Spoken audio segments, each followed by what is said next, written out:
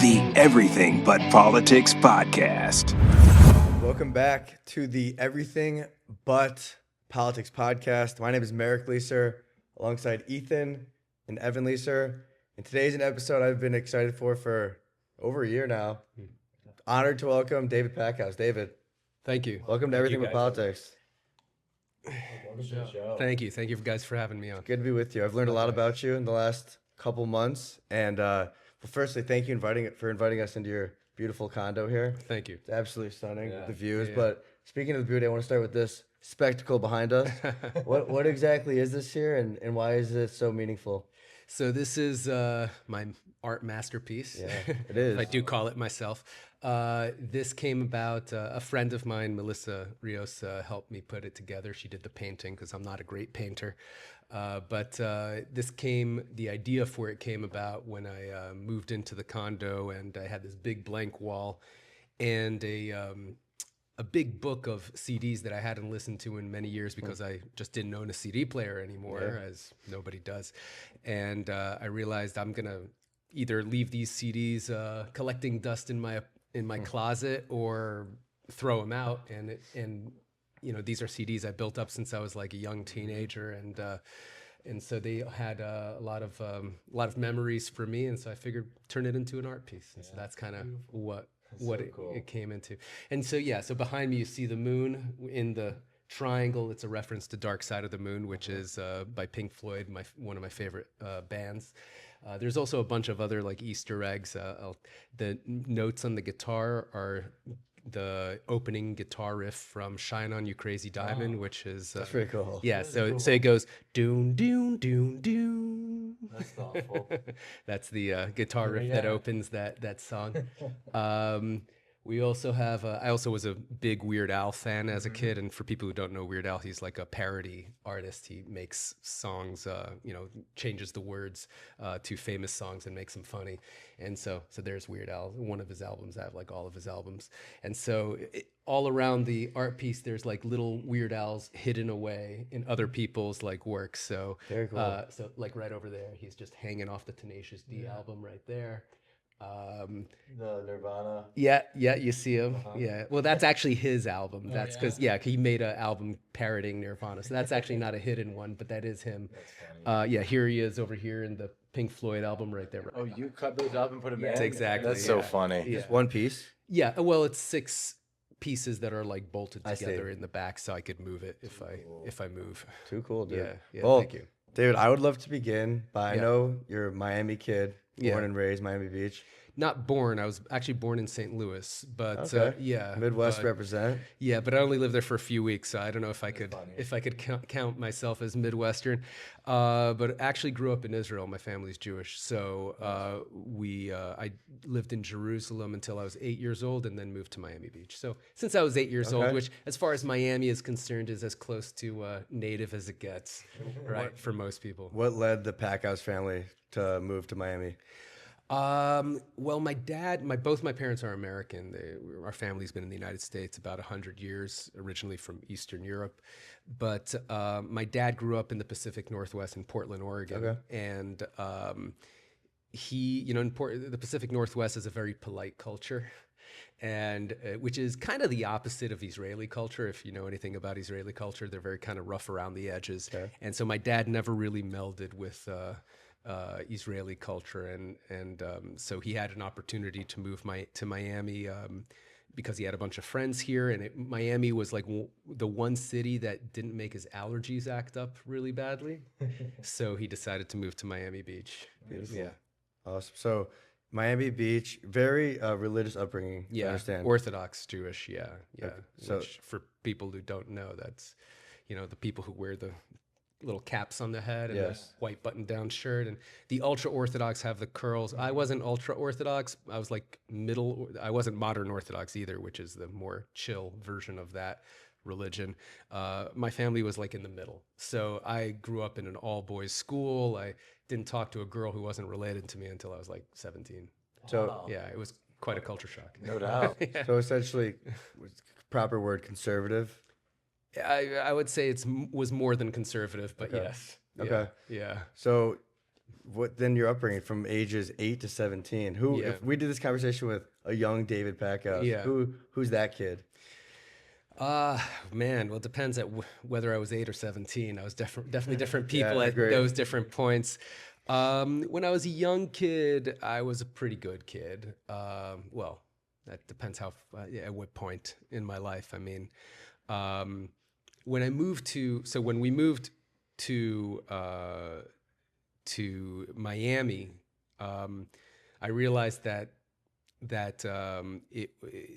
the education in the United States is a few years behind Interesting. Israel. Yeah, as far at that age range, right? And so like all my classes were super easy because I had already done them like in first grade. All the stuff that I was learning in third grade here, I'd already done in first grade over there. So I got like straight A's, and then it was easy for me to become like a good kid because it was, easy. And in Israel, I struggled a little bit more. It was a little bit rougher, but over there they teach by smacking you in the face. That's kind of the method of teaching, or at least it was back then. I don't know if It was effective. Yeah. I don't know how effective it was, but it definitely didn't make me enjoy school much. When I came here, I was like, wow, this is easy. There's no need for me to be anything other than the straight A student because it's just like a walk in the park. And so in my younger years, I was a very good student, but as I became like a teenager, I realized how repressive the religion was, and I didn't want to be really part of it because I grew up in Miami Beach, and my school was like 2 blocks away from South Beach. And so like I'm in an all boys school, without any contact with girls, right? Learning like religious studies from 7:30 in the morning to like 6:30 in the afternoon. Wow. With like maybe 3-4 hours of secular subjects thrown in there, but mostly religious studies. And then like a few blocks away, everyone's like partying it up in South Beach and the nightlife and everything. So it was a real dichotomy, or it was a real difference there. And I started like asking questions, and they didn't like that. Eventually they kicked me out of the school. I went to a less religious school, and they kicked me out too. And Weren't you? and then I went to Israel. Yeah, I was going to ask. You were sent to Israel in your teenage years, correct? So after high school, my parents wanted me to go to Israel. It's a common thing for Orthodox Jews in particular to go to Israel to do religious studies for a year or two after high school. And at that point, I wasn't very religious, and my parents were kind of freaking out about it because I'm one of 9 children. Oh, wow. Yeah, and I'm number 3 out of 9, Okay. and I was the first one to become not religious, and they thought, rightly so, that I would be a bad influence on the other children and lead them on the wrong path, as they called it. To freedom is what I called it. But they were not. They were very concerned about it, so they asked me to go to study in Israel. And I had a few friends who were already going, and we're going to like a pretty chill school that didn't really make you study that much. So I was like, okay, fine, I'll do it. So went to Israel and studied there for 2 years. Didn't really work from their perspective because like as soon as I went, I kind of became slightly more religious, but as soon as I went to college, I went to University of Florida and took a general anthropology class, and I realized, either all of science is wrong or the Bible is wrong. They can't both be right. So, Interesting. So that's when I became a proud atheist, as I remain to this day. Yeah. Yeah. So I read in The Arms and the Dudes. Yeah. So Israel going to that school kind of in a way amplified. In the book you mentioned it was a great place to get high. Yeah. So it was. that rebellion Yeah. only amplified in Israel. Yeah, in the first year, yeah. In my first year, it was the school I was sent to. It's a place called Neve Zion, Okay. which also random fact: David Draymond from Disturbed, the band Disturbed, famous band. He also went to my school, and to that school, and he was actually already famous by the time I went there. So he was a few years before me. But the philosophy of that school is that they take Orthodox kids, Orthodox boys who have gone off the path, as they call it, and are usually doing some level of illegal drugs. Wide spectrum. I mean, I was mostly just doing weed, but there's kids there who were doing heroin and all sorts of things. And the philosophy behind that school was that you've been told what to do your whole life, which is kind of the Orthodox Jewish way. There's rules for everything from the second you wake up until the second you go to sleep. There's a rule for everything you do during the day, and everything from what you eat and how you go to the bathroom to how you put on your shoes and cut your nails. Everything, like there's a rule for everything. You're not supposed to cut your nails in order. You have to cut them like skip them. Really? Yeah, because cutting them in order is how you prepare dead bodies for burial, and it's bad luck too. So I'm just giving you a little example. You're supposed to put on your right shoe first, then your left shoe, then tie your left shoe, and then tie your right shoe. It's very OCD. The whole thing is very OCD. Wow. Yeah, like you have to say certain prayers before you take a drink of water and afterwards, and every single time. Every single time. Okay. And not every single sip, but like every time you sit down. You sit down for a cup of water, you say, but like, let's say 20 minutes later, you want another cup of water, you have to make another blessing, right?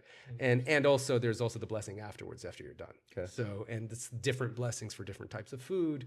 If you're eating bread, you have to wash your hands in a particular way. You have to like fill up this mug and do like 1, 2, 1, 2. If you go to the bathroom, you have to wash your hands, but then it's alternating. For everything, there's everything. There's like literally thousands and thousands and thousands of rules that you have to follow. So it's very overbearing. That's the way I felt about it. Other people find comfort in it, that that controls their lives, and that's how they like it, and that's for them. It wasn't for me. But the point is that this school, Neve Zion, their philosophy was, your whole life your parents have been forcing you to do all these things, and we're not going to force you to do anything because that didn't work. Look where you are now. You're doing drugs, right? You're drifting away from God. And so we're going to take the opposite approach, and you could do whatever you want. Go party, go do drugs, go do whatever. Don't even come to class. And when you hit rock bottom, you're going to come back and you're going to be, find God in that way. That was their philosophy, right? It worked on some kids. Mostly it didn't, But it was a great place to go and hang out with a bunch of guys who like to party and not have the rabbis breathing down your neck. So it was a great, as he wrote in the book, a great place to get high. There was plenty of stuff to get high circulating around that school. It became kind of like a hub for other schools also. The cops would occasionally raid the place, and it was quite a. It was quite an interesting place to be. Merrick, do you like coffee? I love coffee. Well, we got you covered. Brickhouse Coffee, The official coffee partner of the Everything But Politics podcast. Be sure to check out the link in description for more information, as well as our social media. Now back to the episode. At that time in your life, what was your relationship like with music and creating music? So I've always been a singer. It's a gift I got from my mother, not my father, because he couldn't sing a note to save his life. But my mother's an amazing singer, and she's also a guitarist. And she taught me how to play rhythm guitar when I was 15. I was actually inspired by Nirvana when I heard the opening lick of "Smells Like Teen Spirit," bow to bow, bow, bow, right? And I was like, I gotta learn how to play that. And so, of course, my mom didn't know how to play that, so she taught me how to play like "Blowing in the Wind" by Bob Dylan and Simon and Garfunkel and kind of like folksy stuff. And so I got the basics from her, and then I went on the internet and taught myself like all the kind of music that I wanted to play. So I was playing a lot of guitar at that point. I was doing in Israel. I had my first band. No, it was my second band, but the first band that I actually performed with live. What was it called? What was it called? It was called Space Coyote. That's cool. Yeah, Space Coyote. We did one show, but I do have the recording. Sound pretty good. It was all covers. It was all like grunge era stuff mostly, like Stone Temple Pilots and Alice in Chains and Pearl Jam, and so we did some Pink Floyd and Nice. so yeah, I mean it was a lot of fun. It was a lot of fun. But yeah, I was playing a lot of music. Had a lot of time for music at the time because I didn't have to go study or anything like that. So yeah, it was great. Okay, and then shortly after that, you go to UF, and then that didn't last very long, correct? Yeah, I was there for 2 semesters, and I realized, my parents weren't going to support me in college, and so I needed to make some money. And I had always had in the back of my mind, like since Israel, I always had in the back of my mind that I wanted to learn massage therapy. And I'll tell you the story of how that happened. I went to this, like in my first year in Israel in particular, I mean, I didn't know how to talk to girls because, I was like, I grew up without them. And so I was with a group of friends and we went to this like festival, this music festival. And there was part of our group, there was this like blonde chick who was like gorgeous and I was like really into, but of course I, didn't really know how to converse with her very well. And in the festival, they had this tent being run by this massage school, local massage school in Israel. And the students of the massage school were giving out free massages, and like 10-minute massages. And so, of course, it was free. So we go and we all get a massage. And afterwards, the blonde girl who I was really into, she was like, "Oh man, that was so amazing. Any man I'm with has to know how to give a good massage." And right then I swore to myself, I'm going to learn how to give a good massage. It seems like girls really like this. Sounds like a good thing to learn. And so then when I was in college a couple years later, and I was thinking I kind of need to figure out how to make some money here while I'm in college, I was like, yeah, massage therapists make like $75, $100 an hour, which is more than my friends were making all day flipping burgers, being waiters or whatever. Yeah. And the girls seem to like it. So seems like a win-win here. And so I looked up massage school, and massage school was only like 6 months long. I'm like, oh, that's not such a big deal. Seems like a worthwhile investment of time and money. And so I decided to go to massage school in Miami because there's a really good one in Miami. And then once I did massage school, I realized, there's probably not going to be many massage clients in Gainesville, Florida, which is really just a college town. Yeah. So I switched to go to Miami-Dade College. Got it. And so I continued my schooling in Miami-Dade College for like a year and a half after that. And that's when I bumped into Ephraim. And, and the whole War Dogs thing got started. So exactly. Yeah. So that you're what age? You're 20? I was 22 when I first started working with Ephraim. Okay. Yeah. So something I want to clarify. So like I said, I read the book and we watched the movie the other night. Yeah. There's a lot of differences. Oh yeah. As you know, there's a lot of differences. There always is. In the movie, you guys had met or reconnected, I should say, at the funeral. Mm-hmm. In real life, what was the reconnection? It was at our mutual friend's Alex's house. Alex, who also is the third guy who that they left out in the movie. Yep. He was happy about it. He didn't want to be in the movie. Understood. But we met at his house. Ephraim came over to like smoke weed with Alex, and I was there for the same reason. And so we were all smoking weed and like passing the bong around. And he was like, "Oh, what you doing these days?" Because I hadn't seen him in like a few years. Like we met when we were like young teenagers. I'm 4 years older than him. So in the movie they say we're the same age, but no, I'm 4 years older than him. He got kicked out of high school, out of his Jewish high school. We went to different high schools, but similar Orthodox schools. He got kicked out of his high school when he was like 16 for smoking weed. Okay. And his parents were like, "Oh, if you're not gonna respect the rules of the school, where you're going to learn what the real world is like." And they sent him off to work for his uncle in LA. Yep. And his uncle owned this big pawn shop and was doing government contracting, bidding on contracts to sell to the government. And that's how he learned that whole business.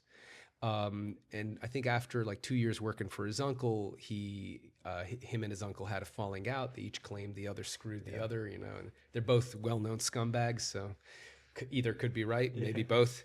And so he came back to Miami and started his own thing and started working under AEY Inc., which was a company his dad owned, but he kind of took it over because he was like still like he wasn't even 18 when he first started, so he needed his dad's company to bid on all these contracts. And he was working for himself for about, I think, either 9 months or a year or something by the time we bumped into each other. And that's when he was like, "Oh, you know, what are you doing these days?" And at the time, I was working as a massage therapist, which I'd been doing for the past like 2 years. I went to massage school when I was 20, but I also started a few side businesses as well. I was importing SD cards from China to sell on eBay, and Amazon wasn't as big as eBay back then, but.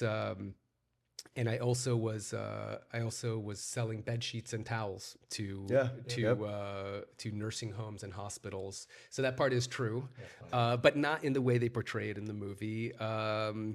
I did not order a whole bunch of stuff to my house that I couldn't get rid of. That didn't happen. I was just brokering. Like, so I'd get an order from someone, I would make the order, I would collect a commission, you know, just ship it directly to them. Like, it wasn't like I got stuck. And I was actually doing pretty well with it. I wasn't making like a huge amount of money, but like I was pretty comfortable. And so, so I told him about that, and he was very impressed. He's like, "Oh, you're kind of doing the same stuff I'm doing, you know, with like finding sources overseas and arranging logistics and licensing and financing and all that." And he's like, "But I bet I'm making way more money than you.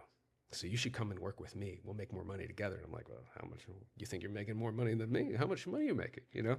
And so he opens up his laptop and he's like, "I'm going to show you, but just to inspire you, not because I'm bragging." And he shows me his Bank of America account, and he had like $1.8 million in the bank.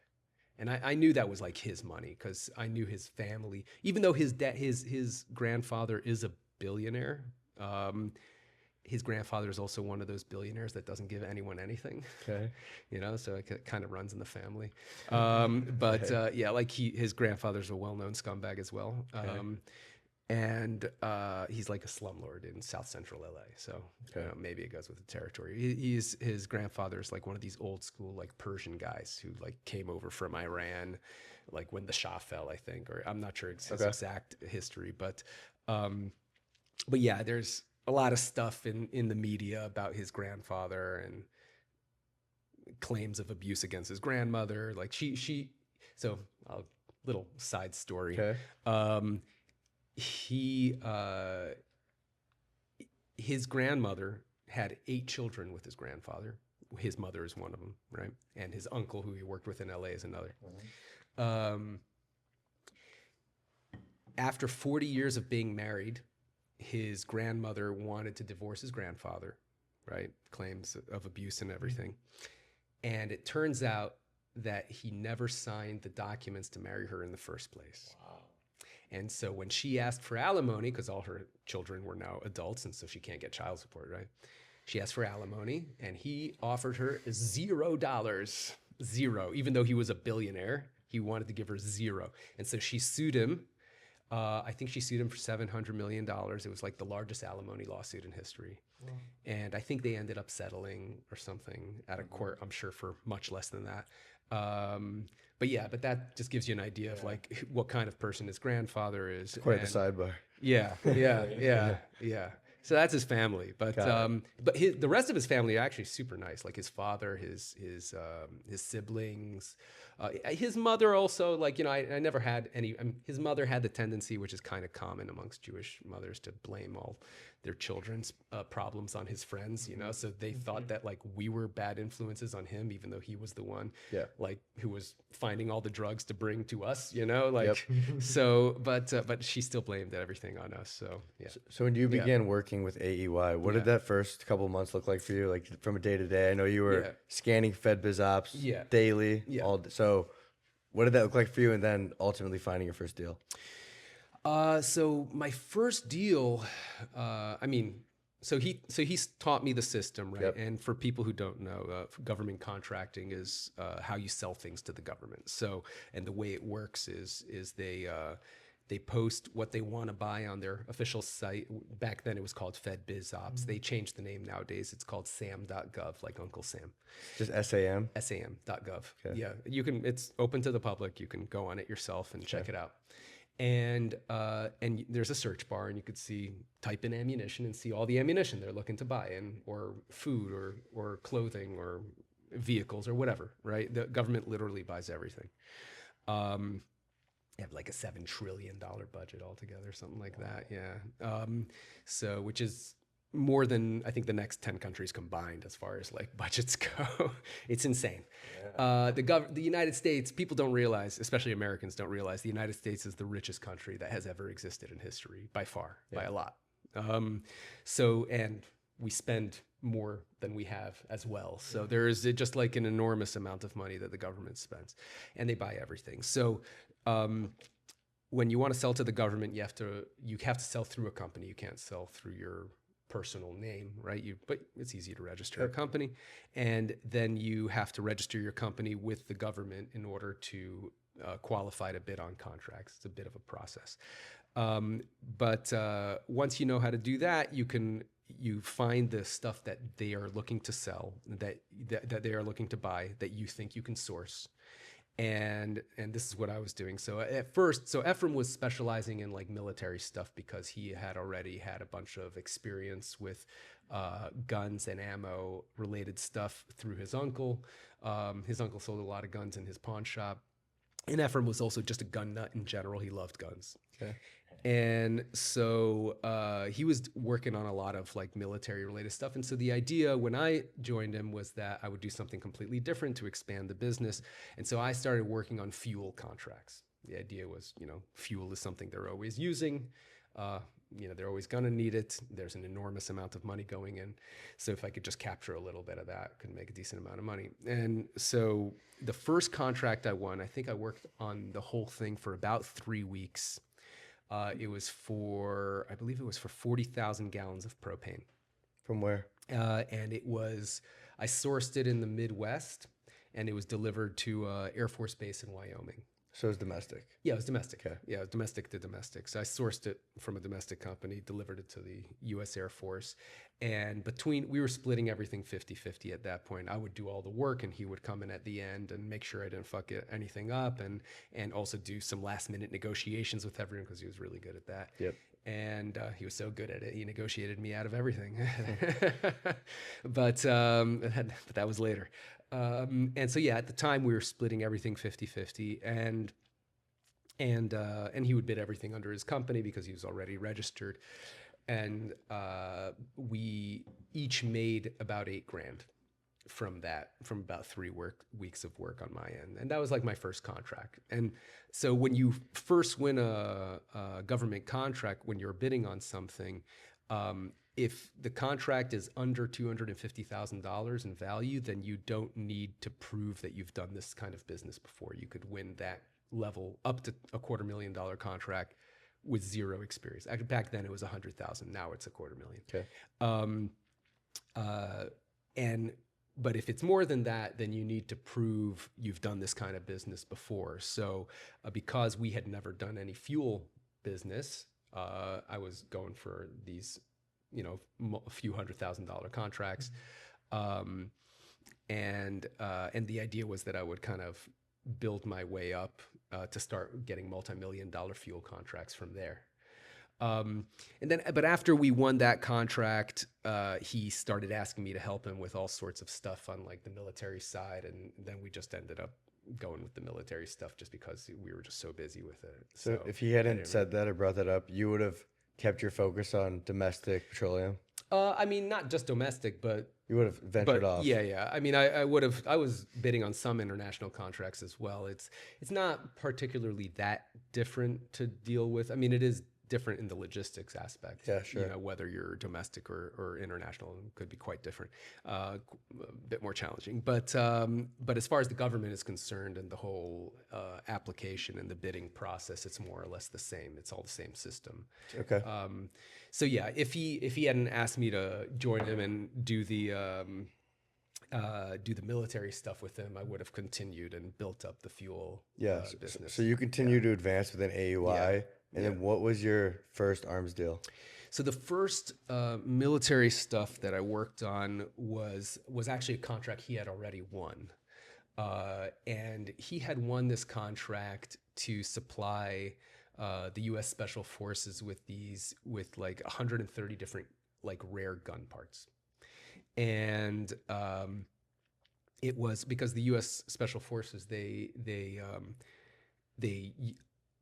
they're required to be trained in like pretty much all the weapon systems in the world, so that when they are dropped into some bumblefuck place, right, and let's say their weapon jams or they don't have access to it, they can use the stuff that's out there in the field. Got it. So they use all these different rare weapon systems for training.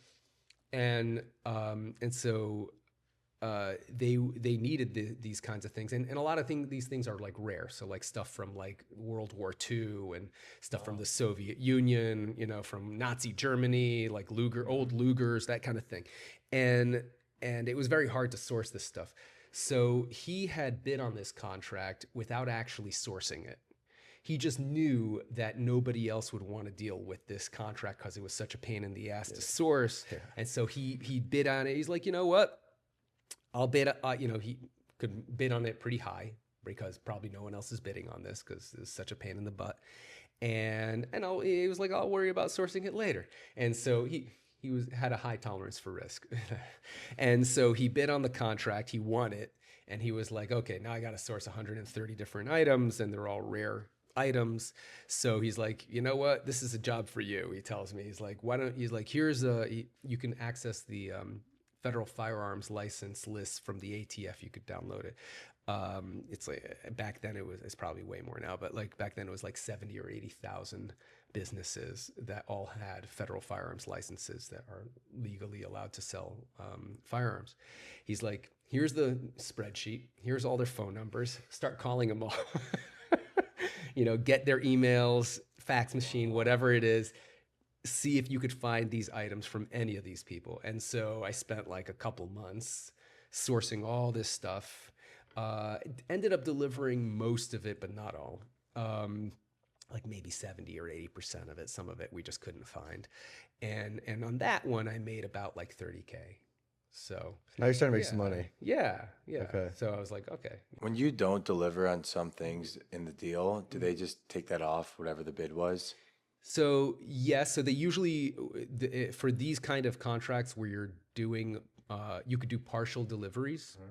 And with most contracts, if you do a partial delivery, they'll give you a partial payment. Not all contracts, but most of them, they will do that. Now, you are responsible to deliver everything in the contract. Yeah. And if you don't, they could get pissed. And that was a calculated risk he took. Yeah. That the contracting officer was going to let it go if we couldn't deliver everything. And I think we delivered enough of the contract that they were pretty happy, and he's a master excuse maker. I mean, nobody makes excuses like this guy. So for real, I mean, some of them, his excuses are really bad. Like he's not always good at it, but like he lies like that, like he's very, very inherently. Yeah. He's a natural liar. Yeah. And a habitual. Like he sometimes lies when he doesn't need a lie. It's like one of these kind of guys.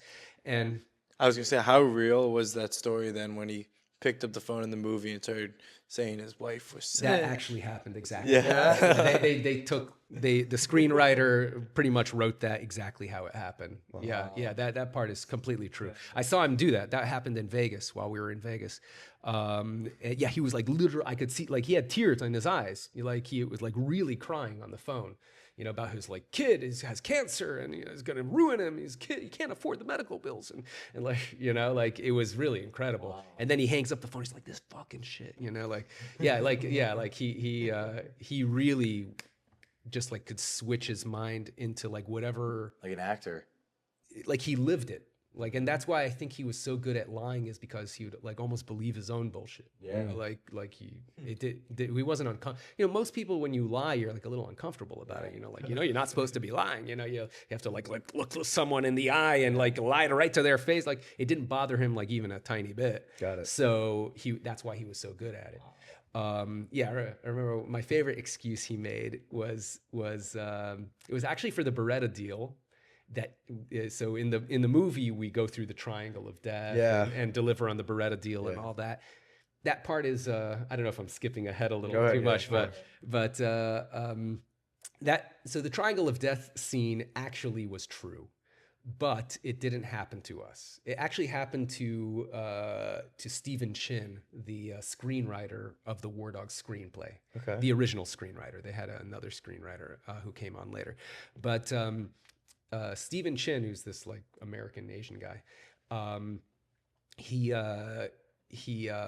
got the job to write the War Dogs screenplay because he wrote another script based on another two American contractors who were in Iraq, and that movie that script had never been turned into a movie. It was a very highly regarded script in Hollywood. It had made the rounds, but for whatever reason, it never got the budget or whatever to get made into a movie. And so in order to write that screenplay, it was called Iraq. Stephen Chin decided that he wanted to go interview these guys who were in Baghdad at the time. And of course, he couldn't find a commercial flight to go into Baghdad. It was a war zone. And so he flew into Jordan, and he hired a Jordanian driver to drive him into Baghdad, who the guy said, "Oh, it's totally safe. I do this all the time." This guy, the Jordanian driver, decides to stop in Fallujah because nobody was manning the gas station, so he could get some free gas. Yeah. And they got shot at by insurgents and got saved by the U.S. Army. Probably, he didn't tell me the exact details. If I had to guess, it was probably slightly less cinematic than how they show in there. There probably wasn't a helicopter or anything, but they did get saved by the U.S. Army. Cool. While he was getting shot by. Like by 50-50. insurgents. Yeah, exactly. Okay. So that scene is actually true, but it happened to Stephen Chin. In real life, there was a Beretta deal, and this is actually true. The Italian government did put a arms embargo against Iraq, so we had won this deal to deliver all these Berettas, and then the Beretta is based in Italy, and so they couldn't get the export license after we won the contract, and we tried a whole bunch of stuff, but nothing worked. And Ephraim tried to get a replacement, like it was like a Brazilian gun. They actually mentioned that in the movie. The guy was not happy about it, did not accept it. Eventually, Ephraim was kept on making these excuses to try to delay him. And one of my favorite excuses, this actually came out, I think, in the newspapers at some point, was that Ephraim claimed that some airplane shipment or something that he said was gonna make this happen had to get delayed because there was like a hurricane hitting Miami, and there was no hurricane. And the contracting officer, who was I think this one was based in Baghdad, he's like, does this fucking idiot think that we don't have the internet here? I see there's no hurricane in Miami. What are you telling me there's a hurricane? Lied about the weather. Yeah, exactly. It's like you're gonna lie about something that's so easily verifiable. So yeah, the point is not all his lies were great, but he was a very prolific and generally a very good liar. Yeah. It's so funny. So something I realized after reading the book and the movie, you really did not travel like they depict in the movie. A lot of your work happened here in Miami. Most of it happened here. I did a bunch of traveling that they didn't show in the movie. They add things and they cut things just to make fit they need a certain arc, totally. in the movie. I mean, like we went to Paris. So the show that they show in Vegas, Vegas X, right? That doesn't exist, right? We did do a show in Vegas. It's called The Shot Show, and it's still going on. In fact, I think it just happened in Vegas recently. I think it's usually in January. And that's actually more of a commercial shooting sports show. It's not really military focused. So I thought that show was in Dubai. So I've been to a show in Abu Dhabi, which is a different, which is a military-based show. Okay. But the show that they show in the movie, they have Vegas X, right? The real show is called SHOT Show, and it doesn't look like how they show it in the movie because it's commercial sports, shooting sports thing. Now, a lot of the arms industry does go there because that's a big segment of the market. It's not just the military, but especially Americans love shooting guns, and so it's an enormous industry here, multi-billion-dollar industry. So and we did meet Henry out in Vegas. It wasn't the first time we met him. We had been introduced to him like many months before over the phone. I think it was the first time we met him in person was in Vegas, but we had already known it. We didn't he didn't randomly show up at the gambling table. It didn't happen like that. Did Ralph Merrill make that intro? It was Ralph Merrill. So Ralph Merrill was our investor. In the movie, he's portrayed by as this like Jewish laundromat owner. In real life, his name was Ralph, but that's as far as the characteristic as a character goes, as far as the how close they are in real life to the movie. In real life, he was a Mormon machine gun factory owner. He owned a machine gun factory in Utah. Wow. And he was Mormon, and he had done business with Ephraim's father, and so when Ephraim won his first contract, he needed like an investor to help him finance the contract. And so Ephraim's dad introduced him to Ralph, who financed his contract. Everything went well, so Ralph kept on financing his contracts. And so Ralph knew Henry. They had done business in like the 90s together. I think Henry helped Ralph import some like AK-47s from like South Africa, which were like, they were banned, but they managed to like cut up the parts so that they were able to import everything except the receivers, which is the only part that is considered to be a gun. And then Ralph would manufacture the receivers in his factory, and they put them together and they made a bunch of money. And so that's how he knows Henry. And so Ralph introduced Henry to us because we were sourcing a bunch of different stuff. And so that's how we met Henry in Vegas. But we've been to other shows which do look like the show that they portray in the movie Vegas X. In Abu Dhabi, I was at one. I was with the first one we went to was called Euro Satori. It's in Paris. And that's the one that Ephraim and I went to together. And that one's like a defense show. So like you have tanks, you have like drones and helicopters, and like they have like a live fire area like outdoors where they like do like explode stuff and you like blow stuff up. And it was actually really neat. It was really neat. And you see like all these like military people like all walking around in their full military dress. And it's actually kind of weird because you see like generals from like different countries who like hate each other. And they're all like they're all just shopping, like they're all just there. You're a young kid, and they only know you guys through the phones. They've never seen your faces to this point. Right. So they come to realize you're 21, 22 years old. What was that realization for them? Yeah, I remember when we first met some of our partners overseas, and they were like, they were blown away. They were like, wow. We had no idea you guys were this young, like you sound so professional over the phone. I mean, we were all wearing suits and stuff, because we were trying to look professional, but, totally. I mean, luckily for us at that point, we had won a whole bunch of contracts.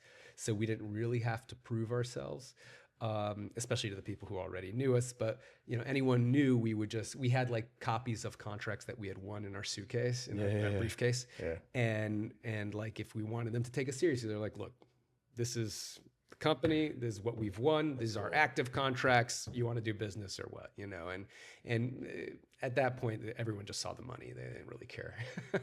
and for those that don't know, Henry Tomei is the Bradley Cooper's character in the movie. Right. Okay. In the movie, they call him Henry Gerard, but his real name is Henry Tomei. And in the movie, I believe he was American as well. I mean, that's definitely the accent that Bradley played him with, but he's actually Swiss. Okay. In real life. Yeah, in real life, he's Swiss. What kind of influence did you have creatively, like with the story they portrayed and the accuracy? Mm-hmm. Did you have a say in like what to keep and what not to? I had zero power, really? Zero. And they made it very clear right in the beginning. They're like, they're going to make the movie. They're like, we love your input, but it's just a suggestion, and that's as far as you go, right? They weren't going to give me any creative decision making whatsoever. So in fact, so Stephen Chin, who's the screenwriter, he wanted to come to Miami to interview me to get like the real story, and the studio didn't want to pay for his trip because they didn't really care about the story being that accurate. They just wanted a good story. They didn't really. They're like, yo, don't even bother with that guy. Just make something up. Base it on whatever's in the newspapers.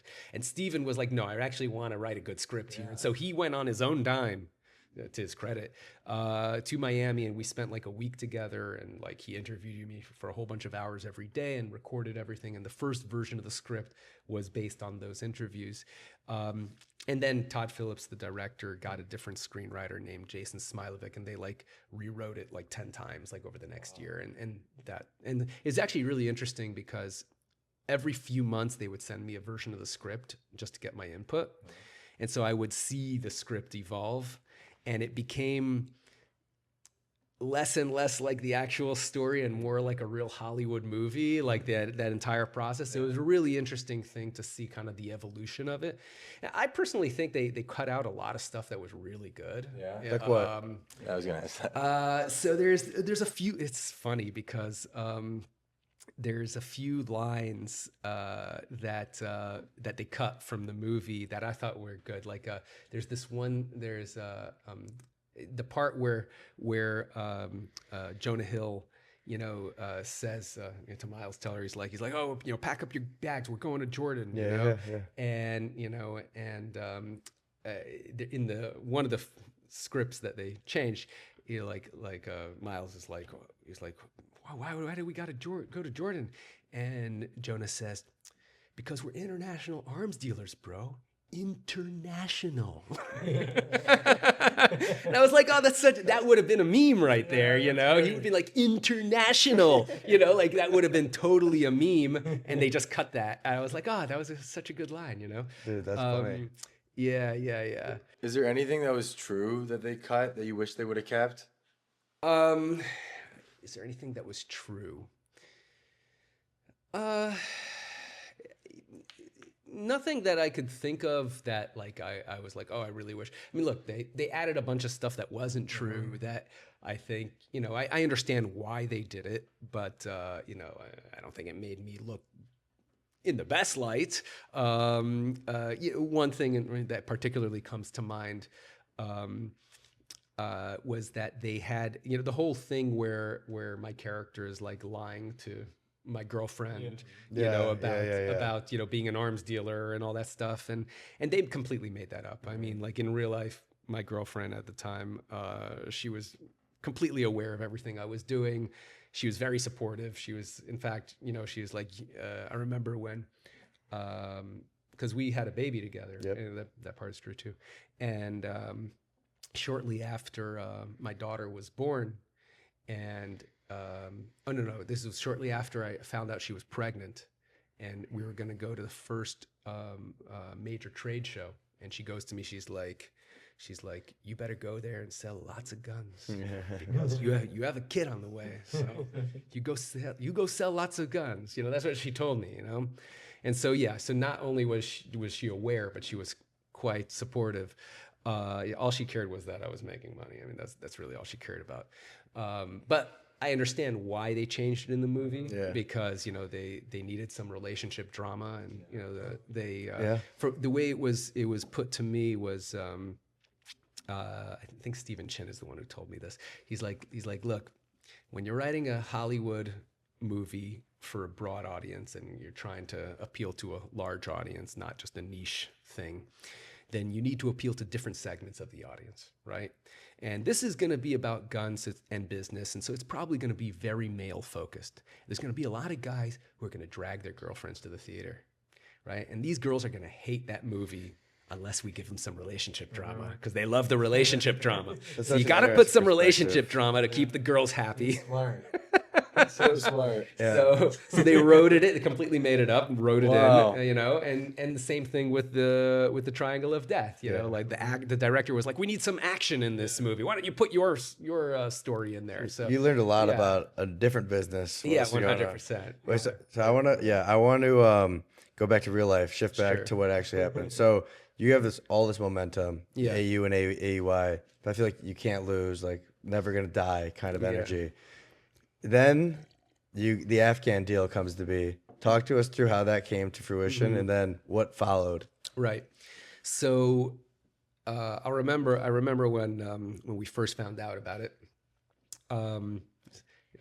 In the movie, it was like he calls me up and like we're like, no, that was when we won it. Oh, got it, when got we it. closed it. But yeah, I remember when we first found out that they posted this solicitation, right? I was on the way to like have dinner with my girlfriend, and Ephraim calls me up. He's like, David, he's like, you got to get to the office right now. And I'm like, wow, what's going on? And he's like, oh, I just saw the biggest fucking solicitation I've ever seen in my life. He's like, we got to start working on this like right now. And I'm like, really? I'm like, what's what's the submission deadline? Like when you have to submit your bids. And he's like, oh, that's like in a month and a half. He's like, but this is huge. We got to start working on it. I'm like, okay, well, it was already like 7 p.m. I'm like, well, I'm on my way to have dinner with my girlfriend. We'll start working on this tomorrow morning. He's like, fuck your girlfriend, man. He's like, you think she gives a shit about you going to dinner with her? He's like, when you're making millions of dollars, she's gonna be sucking your dick. He's like, fuck that. Let's go. And I'm like, dude, this could wait till tomorrow. Actually, and I was, but he was like, fuck.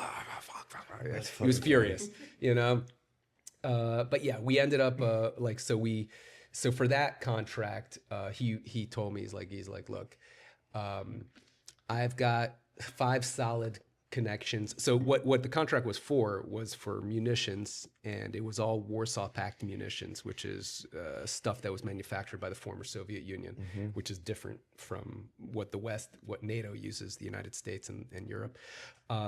So there aren't many factories in the West that make this kind of stuff. And the United States Army wanted to supply the Afghan army, who we were supporting at the time, to try to build a democracy there. Was that to combat and fight the Taliban, too? Yes, correct. Okay. So they were supporting the Afghan National Army to fight the Taliban. Got it. And the Afghan National Army, they all used Warsaw Pact weapons, right? That's what they were. I mean, it started in the 80s. The United States kind of created the Taliban in the first place, and it was done through smuggling Soviet weapons to them. But anyway, they're trained on Soviet weapons, and it also happens to be an extra bonus that they're way cheaper than Western weapons, and the United States wanted to spend as little money as possible, so they decided to equip the Afghan National Army with Soviet weapons, former, Warsaw Pact weapons. And but because of that, there aren't many sources in the West for this. So they decided to put up, now also at the time, this is like 2006, George Bush was president and he was super unpopular at the time. And so they figured the next president would probably be a Democrat, which they were right about. Obama was elected next.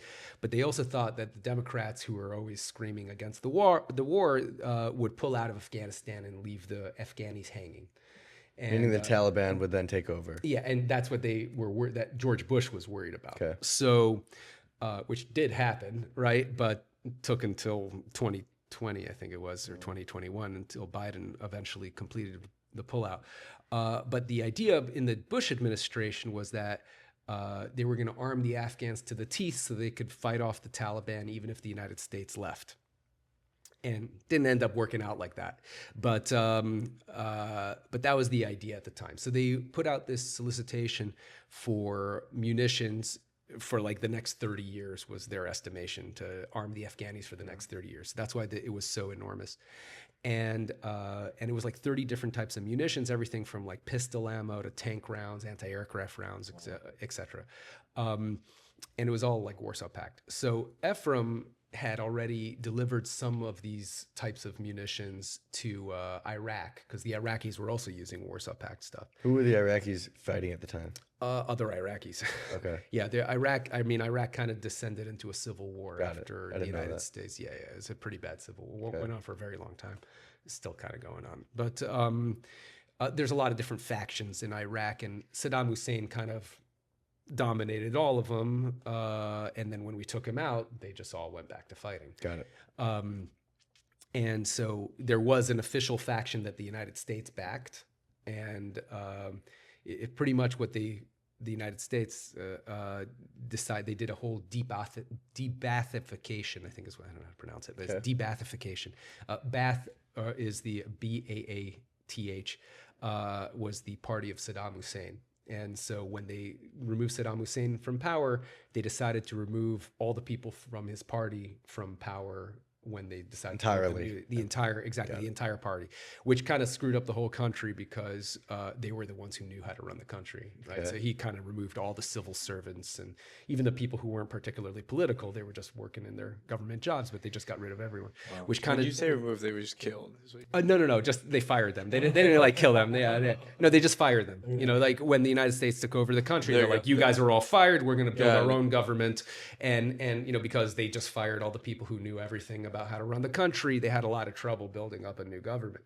So it didn't go great. But and then Iraq descended into civil war with various factions fighting each other, and that's why it became such a quagmire and such a nightmare. But the United States there was an official Iraqi army that the United States supported, and they were supplying them with weapons and ammunition and training. Ephraim, amongst many other contractors, had delivered Warsaw Pact munitions and weapons to the U.S. Army in Iraq for the Iraqi army. And so he had what they call past performance on AEY's record for these types of munitions, right, that they wanted to deliver to Afghanistan, the Soviet bloc munitions. It was much smaller quantities than what they were asking for, but it proved that he could deliver these kinds of things. So because this was such a large contract, they required quite a lot of past performance history in order to allow you to bid on the contract. And Ephraim technically qualified. So he was like, oh, listen, we qualify, we might as well put in a bid. You know, it's probably unlikely we're going to win, but you know, might as well roll the dice and see what happens. So he told me, he's like, I've got, you know, these 5 companies who I'm already dealing with, I've dealt with, you know, for other contracts, you know, to Iraq and whatever. I'm going to get quotes from them. I have good relationships with them. But if we're going to win this thing, we need to get quotes from everybody. Like we have to search the entire world, and because everyone's going to be bidding on this contract, so we have to be as competitive as possible. We have to find every source out there and make sure we have the best price. So he's like, so this is what you're going to do. You're going to get on the internet, and other than these 5 countries, you're going to get quotes from everyone else and their mother, right? And What were the 5 countries? it was not countries; it was companies. Oh, companies. Excuse companies, me. yeah. They're indifferent. All Eastern European countries, companies, and so you know, so that's what I did. I mean, like I went to Google first, and then I went to trade directories, and then you know, every person I would talk to, I'd ask for references if they couldn't help me. This is before ChatGPT. Yeah, this is way before ChatGPT. Yeah. I had to do everything the old-fashioned way back in my day. Yeah. So, and the thing, it was a real pain in the ass because a lot of these Eastern European companies, they're like former Soviet Union era organizations. Right? Post-Cold War. Yes, exactly. Post-Cold War. They used to be part of the Soviet Union, and they used to be like some government bureau of whatever. And then after the Cold War, they got reformed into like a private or a partially state-owned company, depending on the country. And so because of their history, they did not value customer service. Let's put it that way, right? You know, they like in the communist system, it didn't really matter whether you did a good or a bad job, you would get paid the same, right? So there's no incentive to do a good job, right? Because it's each according to their need, each according to their ability, right? That was the communist mantra. So there was never a culture of customer service because it made no difference whether you treated people right or good or bad. So they would view customers as nuisances. It's like, oh, you're making me work, and if you weren't here, I would be having an easier time. So get the fuck out of my face. I'm going to do the minimum amount, you know, that I need to, and no more, right? So and that kind of outlook it persisted, well after the end of the Cold War. I mean, it's a cultural thing. So, and also a lot of them didn't even have emails, so you'd have to they had fax machines. And a lot of their phone lines didn't work very good, so a lot of the faxes would fail kind of halfway through, and they didn't speak much English, so I'd have to like call them up, and they'd have to they keep me on hold for 20 minutes and go find the one guy in the factory who speaks even a tiny bit of English, and he would be like, okay, send me a fax. This is the number, and I'd send him the fax. I'd have to call him back and make sure he got the fax, and they put me on hold for another 20 minutes while they find him again, and the fax only came through halfway. You have to do it again. And and just like on and on and on. As inconvenient as it can be. I mean, it was just it was like if I had hair, I'd be tearing it out. So yeah, maybe that's what happened. So yeah, I mean, it was a huge pain in the butt. And it took me like a good 2.5 months of like really hard work, maybe like 18-hour days, just straight through to feel like I had covered everything. But by the end of that, I had a really extensive spreadsheet of the prices from like pretty much every source in the world, and we had a really competitive bid. And that's why I think I know that's why we won, because they told us that, because we were by far the most competitive. Was the bid 50 million? It's $52 million. It was. Yeah, it was. That's actually a real number. Yeah. Cool. But they didn't tell me as in the movie. Like it wasn't. So it's actually illegal for them to tell you what the next lowest bid was, because if they tell you that, then the next time you bid on a contract, you'll be like, oh, I can be less competitive because I have such better prices than all my competitors. I can make more margin. The government doesn't want you to do that, because they want to get the best possible price. So it's not legal for them to tell you, but and that's why they would never do it like in the movie in a conference room amongst all their colleagues, and they're like, oh, we're gonna start laughing. Exactly. Oh, we're not really supposed to tell you this, but what the hell, we'll tell you anyway. They wouldn't do that, because that's illegal. They can they can lose their jobs at the minimum, and possible go to prison for that. But how it actually happened is I was talking to one of those guys, one of the contracting officers, on the phone, and and this was like right after we had won the contract, and we were trying to deliver, and we were having some trouble with overflight permits, because anytime you fly your military goods over anyone's airspace, you need to get their permission. So you need to get a permit to fly your stuff, even if you don't land. Just going through their airspace, you need to get permission. It's called an overflight permit. So there were a whole bunch of countries between Eastern Europe and Afghanistan, and we were trying to get overflight permits, and not all of them were giving us overflight permits. And so I was working with the government to lean on the various governments that weren't giving us the overflight permits. Friends of the U.S.? Yeah, friend. So the Friends of the U.S. gave us the permits. That was not a problem. They said we're like, this is for the U.S. war on terror, sir, and then they sign it, and that was it. Is the people who were more aligned with Russia who were giving us problems. So the last holdout was Turkmenistan, which is a really messed up country for people who know it. It's very close to the Soviet Union, or to Russia, I should say. Asia or Europe? It's in Central Asia. Asia. It's like right above. It's bordering Afghanistan, actually, and the Caspian Sea. And so I believe it's the Caspian Sea. Yeah. And so Turkmenistan wasn't giving us a permit. And so I was talking to the embassy in Turkmenistan, because every U.S. embassy has what they call a defense attaché. Defense attaché is a member from the Pentagon who lives in the embassy, and it's his job to interface between the State Department and the Pentagon and that country's military establishment. So because we had a U.S. Army contract, the defense attaché was trying to talk to his counterpart in the country to get us that overflight permit. And we were having some trouble with that. And so anyways, I was talking to one of the contracting officers, because he's the one who put me through to the defense attaché. To confirm that our contract was real and all that. And the contracting officer was, he was like, yeah, we're going to do everything we can to help you guys because you guys were just so competitive. We wanted you to succeed. And I'm like, really? How competitive were we? And he's like, well, I'm not really allowed to tell you this, but between you and me, and he's like, you guys were like $52 million under the next guys. And I was like, holy shit. He's like, yeah, he's like, you guys are amazing. You guys are rocking and rolling. I'm gonna really help you guys out, And so I told Ephraim, and Ephraim was like, fuck, we could have made another 50 million. Fuck, he was like, oh, maybe we can ask them to change the price. Yeah. Wait, we can get them to try to modify the contract. He started like scheming, and I was like, dude, we're already making like 60 million off this contract, it's all good.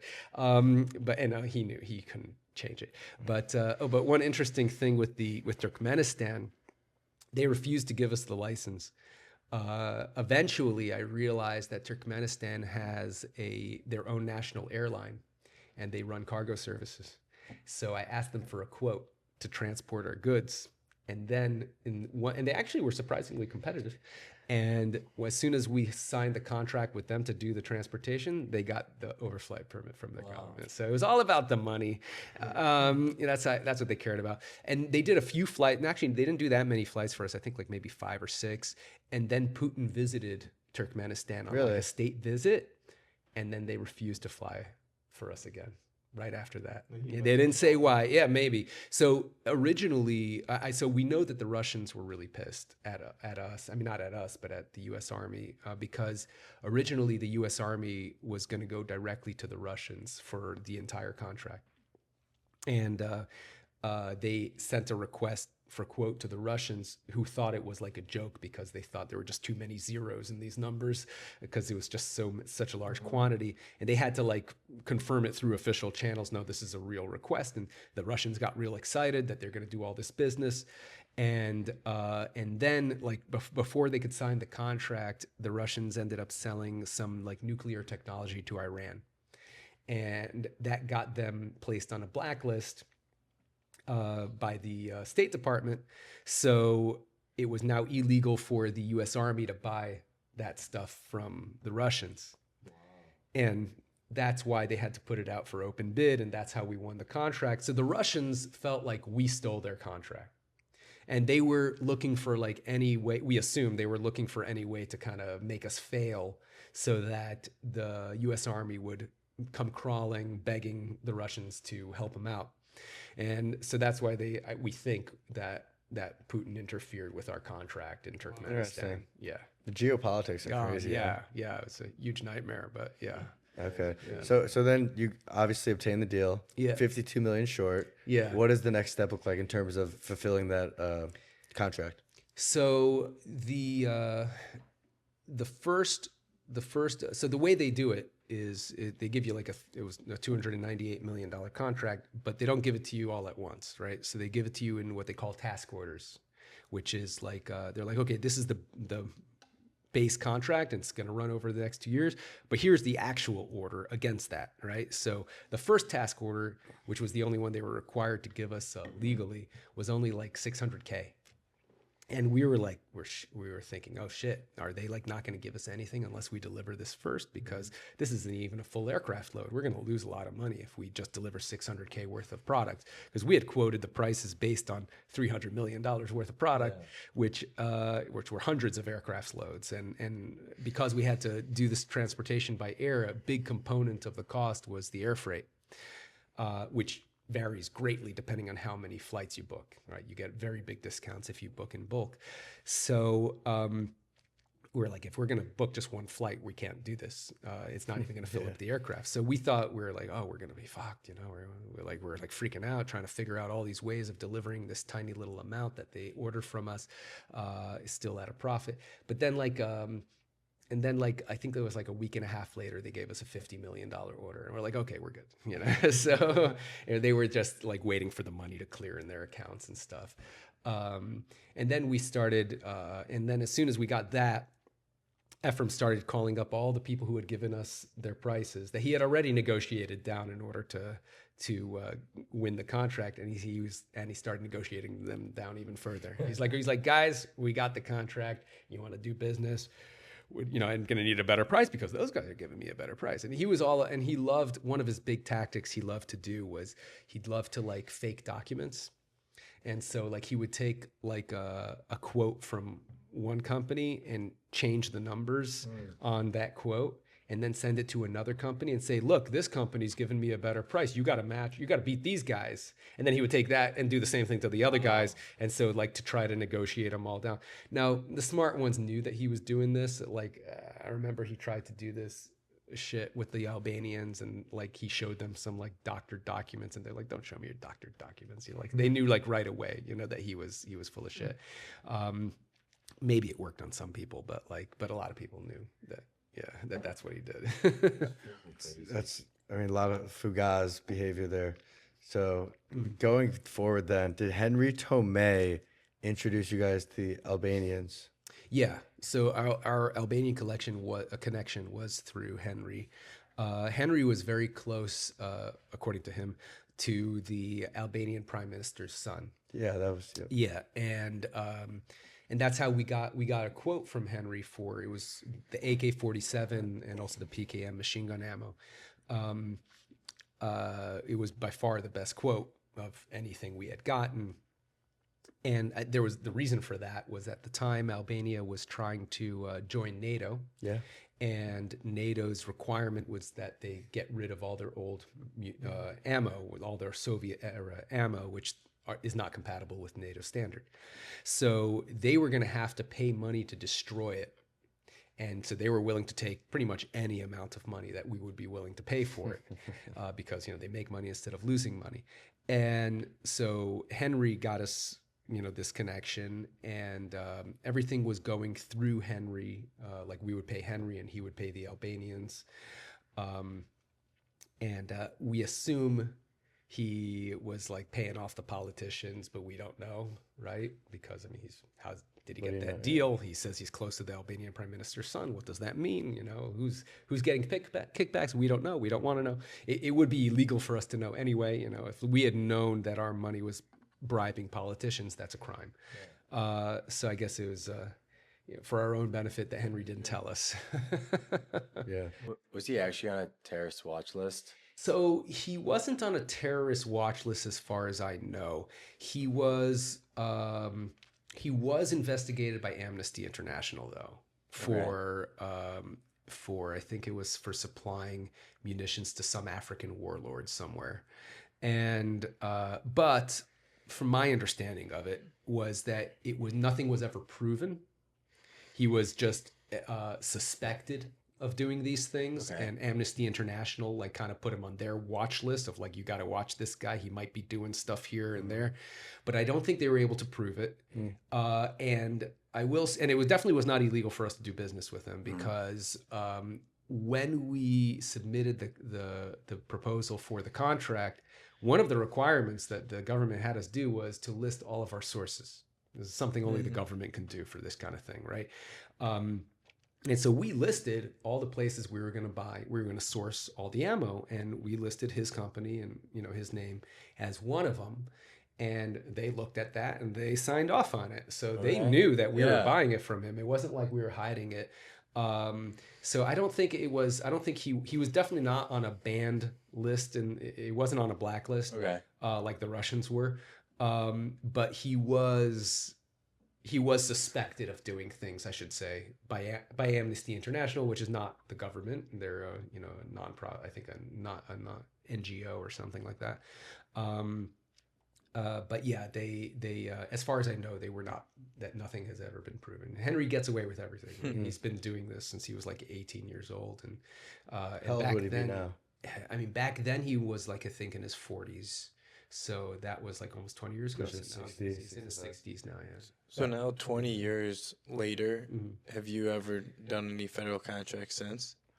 So I was banned from doing government contracting for, I think it was for 15 years. Still 2022, correct? Yeah. So I got off the banned list. So I haven't been doing.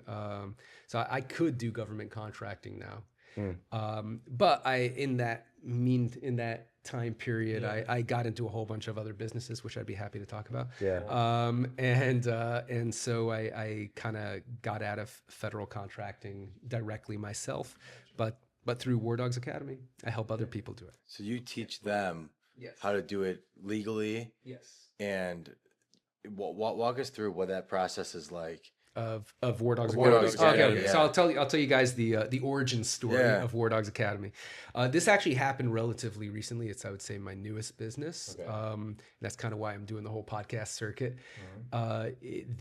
This happened started about a little over 2 years ago. So I'll back up a little. Since the movie came out in 2016, right? So this is a little while 10 years ago. Yeah, it's exactly 10 years ago. And ever since the movie came out, I had lots of people like blowing up my Instagram and, my various social media, pretty much begging me to take them on as an apprentice, teach me this, I will do everything. You can get 90% of the profit, etc. Like people, like all sorts of things, and like, I understand, it's a very inspiring movie, and there's a lot of people out there who are looking for opportunity, and government contracting is not easy. I mean, I will say, as someone who's been in the trenches of it, it is not an easy thing to learn from scratch, right?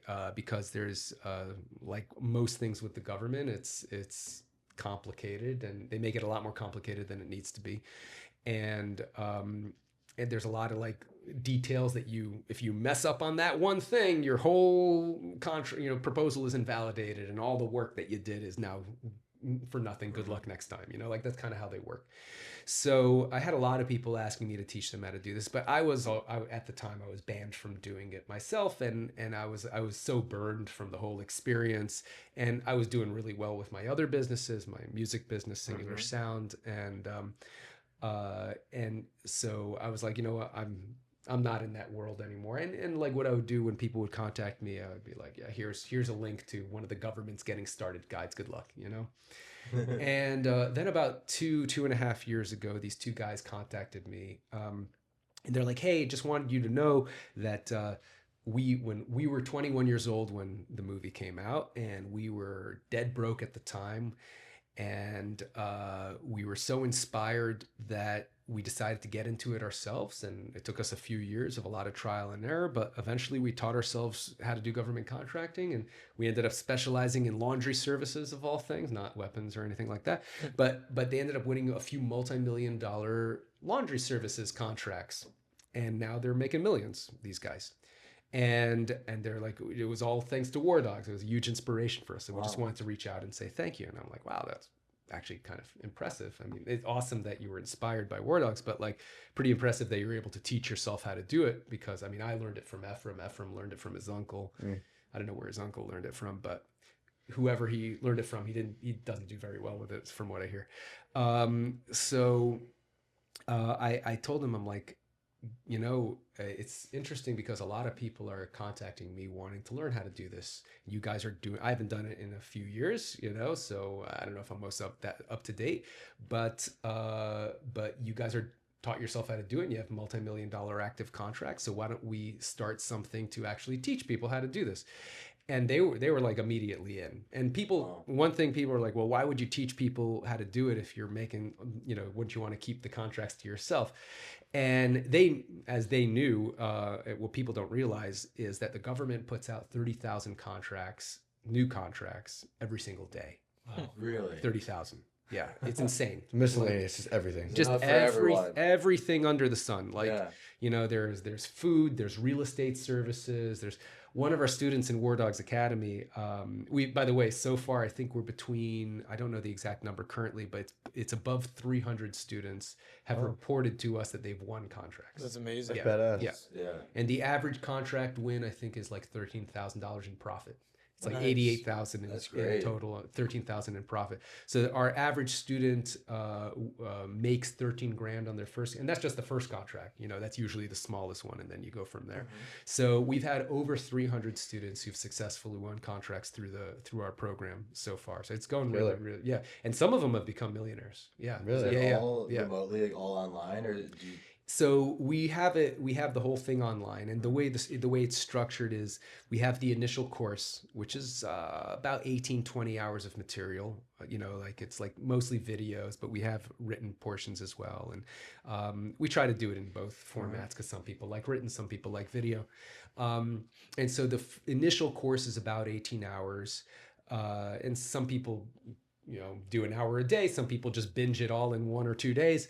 There's a lot of information there, and then once you finish that, we have a community, which is like a private online forum where people can go and like ask questions, and we have an in-house staff of contracting, retired contracting officers. So we had some people who used to work for the government deciding who wins the contracts. That, you know, like the guy who told me over the phone, you know, that he was a contracting officer, right? So we have a few of those guys who are retired.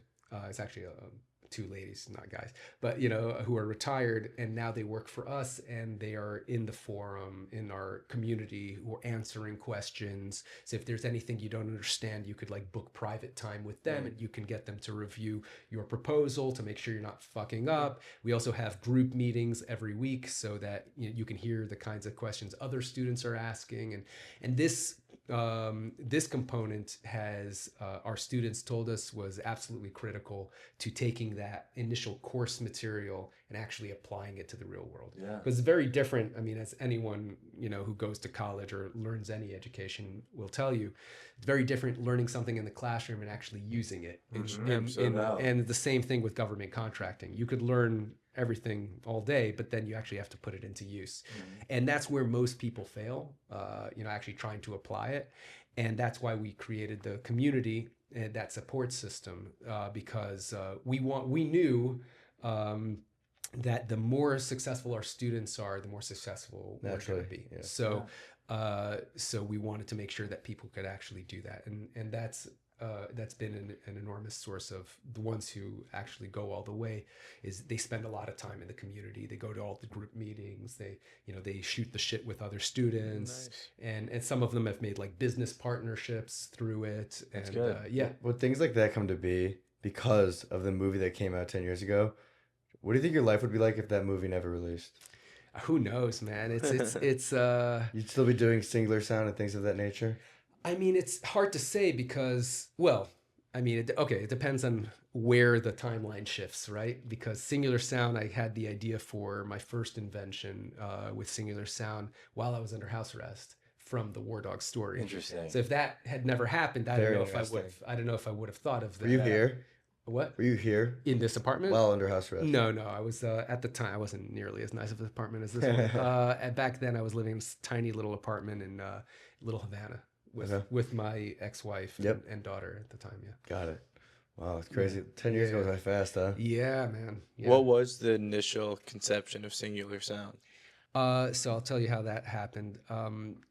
I got 7 months of house arrest. Can you go to the grocery store? You can't leave the home. So it's not so bad. It's really, I mean, first of all, I'll say that house arrest is infinitely better than prison. Sure. You know? Infinitely better. I mean, there is no comparison. Yeah. You can have your own fridge, your own bathroom, your own shower, you know, very important stuff. You could see your kid, your wife, you know, like you have a normal life. Prison is not fun. You know, that's not, I've spent just a couple days in like county, you know, it's a whole other story, but like, it's very, I don't know if you guys have ever been, I don't recommend it. It's not fun. It's not pleasant. And I can't imagine spending years there. Even though I obviously have no good feelings towards Ephraim. He still owes me $5 million, right? You know, I still don't wish him, you know, prison on him. Like, you know, he ended up spending 3.5 years in prison. Low security prison, so not like the worst situation, but still not Still great. fucking prison. Still prison. Yeah, still prison. But anyway, so I was under house arrest, which was a huge relief. Only 7 months. They put like this ankle tracking thing that you can't remove, and the rule is that you're allowed to leave your house for certain approved activities, right? If you have a job, you can go to your job. If you're going to school, you can go to your school. If there's anything that's like necessary, like going to the doctor or anything, you could do that, but you have to schedule everything like a week in advance. So before you do, like you have to think, okay, in this next week, where do I have to be at what time? And then you submit that schedule to your probation officer, and he looks it over and he'll approve it or not approve it, depending on how he feels about what you're doing. And he'll sign off, and then you have to maintain to that schedule. And he'll track you, like where you are, like season in the GPS where you are. And so, and if you're ever out of that schedule and you're in the wrong place at the wrong time, you get a very angry phone call screaming at you that you're going back to prison unless you get your ass right to where you're supposed to be, And the probation officers they're government mandated babysitters. I mean, that is what they are. And I think that just the natural personality of a probation officer is to be an asshole, right? I mean, they're kind of like, they're supposed to be assholes, I guess, in a way, but a lot of them really lean into it, so they're not the most pleasant people. He wasn't so bad, my probation officer. Like, I'm sure there's plenty worse, but he wasn't particularly pleasant either. So he's a bit of a pain in the ass to deal with. But every time I was annoyed with him and he would be yelling at me or for some stupid little thing, because I was like 2 minutes late to something, and he would do that. He would call me, "You're a fucking minute. When I say that you need to be here at this time, I mean at this time, not 2 minutes late. Do you want to go back to prison, Mr. Packouz?" Like he's like that guy, like yelling at you like you're a fucking baby, Wow. And like really lording it up, the whole power dynamic. So I would just remind myself, well, I'm not in prison, so it's not so bad. So it's like, it's all about perspective. I remember when I was still under probation when the Rolling Stone article came out. So and that the Rolling Stone article was how the movie got made. It was Todd Phillips, the director of War Dogs. He saw the Rolling Stone article and decided to base the movie on that. So the Rolling Stone the author of the Rolling Stone article, Guy Lawson, who he also wrote The Arms and the Dudes, he expanded the Rolling Stone article into that book. That's kind of how that whole thing happened. He made a deal with my lawyer, Guy Lawson, because he wanted to interview me like while this. So let me back up a little. After the government decided to charge me, right, with fraud, that's how they called it, right? They didn't actually sentence me until 3 years later, and the reason they did that was because they wanted to, they charged me, Alex, who was the guy in Albania. They charged Ephraim, and they also charged Ralph, our investor. Yeah. And Alex, Ephraim, and me, we all pled guilty, right? We knew we were going to lose. Ralph decided to fight it in court. Because he decided to fight it in court, they didn't want to sentence us three until his court case was done, because they wanted to use that sentencing as leverage against us in case they wanted us to testify in his court case. And so there was a 3-year period where like we weren't getting sentenced yet. We had to go in for drug tests because we were in like pre-sentence situation. We were out on bond, they called it, on bail. And so we had to go in for drug testing, and we had to, like deal with the whole system. It was a fucking pain in the ass. But anyway, so during that period, my lawyer made a deal with Guy Lawson. Guy Lawson wanted to interview me and everyone else and to start writing this article. And my lawyer said, yeah, you could interview David, but like you can't publish anything until all his legal jeopardy has passed. So Guy had to wait until that 3-year period was up and after we were sentenced before publishing the article, right? And he spent that entire 3 years. I mean, he didn't, not the entire time, but like, you know, he would always come back to the story and do more research as Ralph's case went on. There was a lot of discovery, right? A lot of documents that are required by the different by Ralph's lawyers that the government has to provide, and that would open up all sorts of new information because you would see like the government's internal emails to each other and things like that. So Guy would like interview the government officials as well, the ones who were willing to be interviewed. And so he did a really in-depth investigative journalism piece on this story. I think it was like at the time Rolling Stone's longest article they'd ever published because he kept on adding to it over the years, you know. And so by the time he published it, it was a really long article, and it got published after I was sentenced, but I was still under probation. I was still under house arrest. So I went in for like my weekly meeting. You have to go like every week to get drug tested, and to, you know, for the guy to yell at you for whatever it is that he wants to yell at you at for. And so I go in there, and I remember this. He's sitting at his desk, and he has the Rolling Stone episode, and he's like, "Packouz, what is this?"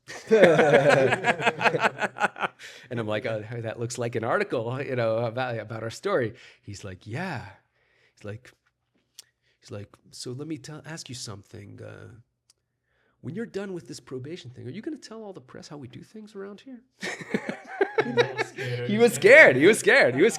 I don't know what. I mean, I didn't think he was doing anything illegal or anything particular, you know, like that would get him, other than being an asshole. Now you got a little leverage. Yeah, exactly. Like, and I was like, listen, you know, you treat me right, I'll treat you right, you know. What a great story. Yeah. And after that, he treated me much better. Yeah, he was a lot less of an asshole because I guess he thought I had a tiny bit of leverage on him. Yeah.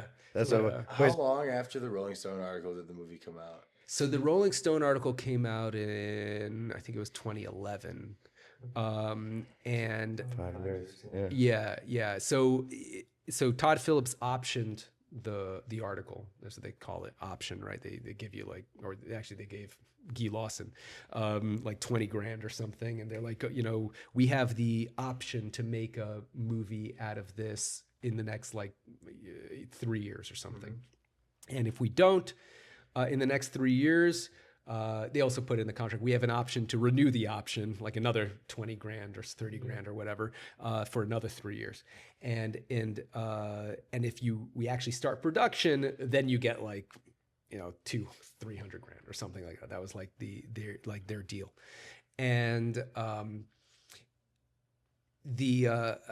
so at the time, Todd Phillips, this is in like 2001, I think 2011, I think he was filming Hangover 2 at the time. And so the idea, there was debate, you know, maybe right after Hangover 2, he'll make War Dogs. But then he decided to make Hangover 3 because that was a more sure bet. Yeah, those are all winners. Definitely right. Yeah, winners. He made like $1 billion off that. Didn't make $1 billion off War Dogs, unfortunately. Otherwise, I would have made a little bit, but not $1 billion, but a very little bit. But yeah, so he decided to make Hangover 3, which kind of pushed it out further. So by the time they actually got to War Dogs, it was they only started filming in like early 2015. Because like I think in 2014 he was like rewriting the script a million times, and then in 2015 they started filming it, and it got published in 2016. Well, and two final things Yeah. about the movie. Yeah. One, Yeah. you have a little cameo, I which do. we noticed the other night. I never knew that. Oh, you didn't notice No. it? Yeah. Surprise. Noticed it right away. Yeah. Right away. And then, dude, like 10 years ago, that cast, I could only imagine what that would cost now. Right. With Miles Teller, Yeah. Jonah Hill, Bradley Cooper, and Anna de Armas, who's like the biggest Yeah. female actress in the world now. She that was, I think, one of her first big roles. I saw she didn't Like even in- know English at the time. That's not true. That's not true. That's not true. That's not true. Interesting. I don't know why she says that, but I'll tell you, I spoke to her in English. You know, like she spoke English fine to me. I mean, she had an accent, but like, you know, but just like in the movie, she has an accent. Interesting. But she fully understood me, and we had a little. It wasn't a very long conversation, but I remember so I met her on the set. It was in the scene where we get arrested.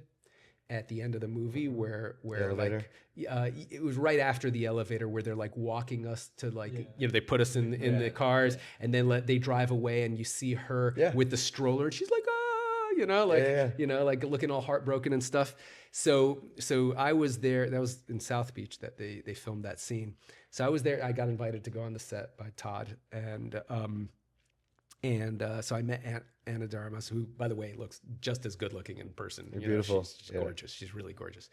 And she asks me, she's like, David, she's like, was your like ex-wife, was she like as dark as this? Because like they gave me this really dark spray tan for this movie. And I'm like, that's a little too much of a spray tan. And she's like, was she like really this dark?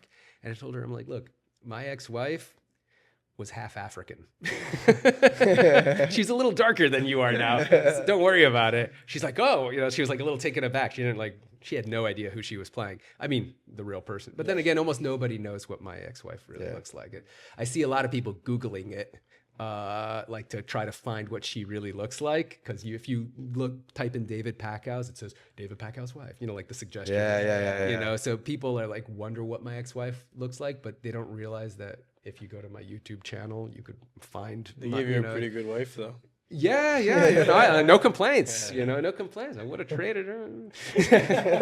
But no, I mean, I'm divorced now, so I could say that. How often were you on set for the filming? I was only on set for a few scenes. Like I think it was besides my cameo, obviously, where I was actually acting there. But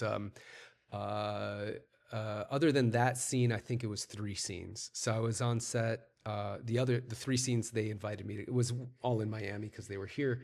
They went to like 5 different places around the world, but they filmed a bunch of stuff in Miami. And the scenes that I was on was that scene where I, you know, where with Anna de Armas. That's where I met her. And they were also I was also on the set where they're in the nightclub. Yeah. And he's Dan like, Bilzerian scene? Yeah, with the Dan Bilzerian scene where he's like, you know, I'll give you like, you know, $1,000 to fast forward to our 3rd date, right? You know? Yeah. And that was a really cool scene to see how they filmed that. It was really interesting because they filmed that in the Live nightclub. Oh, yeah. Yeah. And they like got the whole thing, obviously, you know, it was during the day, so there's no one there, no one going to be there anyway. But they, of course, got the whole thing rented out. And they hired, you know, like 100 extras to do the nightclub scene. But they didn't have, they wanted to be able to record the actors talking to each other very clearly, right? So they didn't have music playing in the background.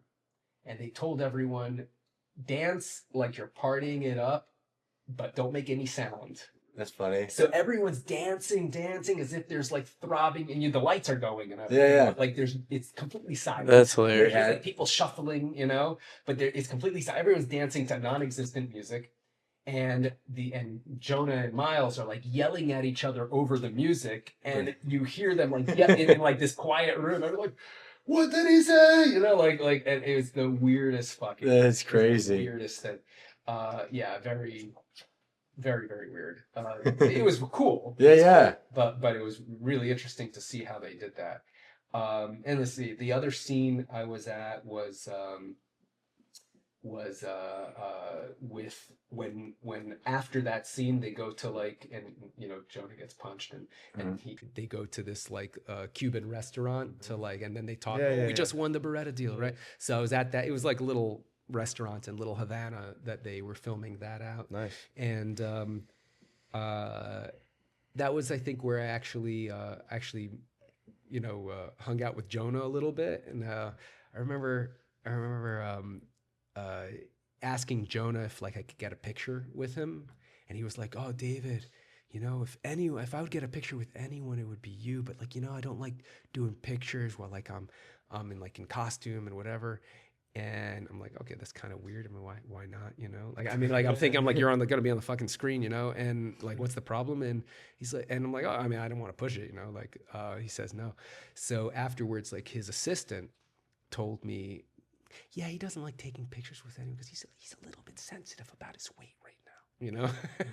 And I'm like, sensitive about his weight? He's on the fucking big screen, you know? Like, it's not gonna hide it from anyone, you know? Like, He's a big boy in that movie. he was the biggest he'd ever been. Yeah. That was his peak. Easily. Yeah, that was by far his peak. And he's been way, he's been, he's lost a huge amount of weight since then. And go, you know, to his credit. And I think he did it before the whole GLP-1 thing did. So I think he did it the hard way. I'm sure he's getting some help from it now, but like, but as everyone is,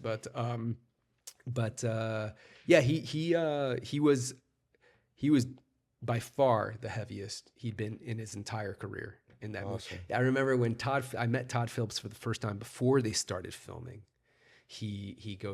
Todd asks me, he's like, let me ask you, he's like, was that from like a big chunky guy, you know?